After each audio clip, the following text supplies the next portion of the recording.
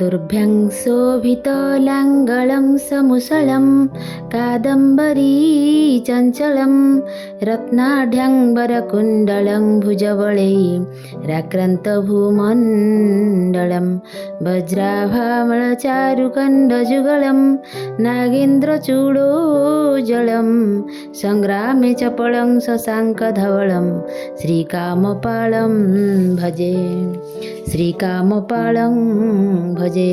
आज हेउछि पवित्र गम्हा पूर्णिमा। एहाकु राखी पूर्णिमा मध्य कुहाଯାଏ। श्री मंदिर रे श्री विग्रह मानकर गम्हा झुलण हुए।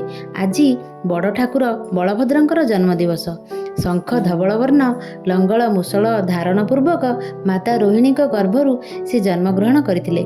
प्रलंबासुर को निधन करिथिबारु तांकर नाम मध्य प्रलंबा एरि कुहाଯାଏ। भारत एक कृषि प्रधान देश होइतिबारु यह कृषिभित्तिक पर्व मध्य होइथाए। सर्वत्र सबुज धान्य क्षेत्र मनमुग्धकर परिवेश होइतिला बेले गाई गोरु मानकु एही पर्व रे पूजा करा जाए। हलदी सिंदूर देई सिंगरे तेल लगाई सेमानकु फूलमाला पैता राखी पिंधाई धूप दीप देई वंदापना करा हुए।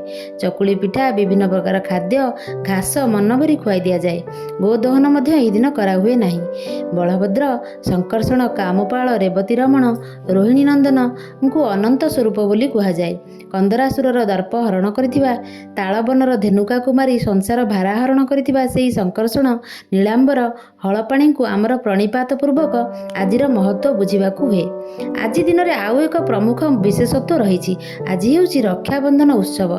भौणीटी तार भाई हाथ में राखी डोरी बांधि देई भाईर समृद्धि सफलता और दीर्घायु कामना करिथाए। सेहीपरि भाई मध्य भौणी को सबु क्षेत्र में सहाय होई सुरक्षा देवार प्रतिश्रुति देइथाए।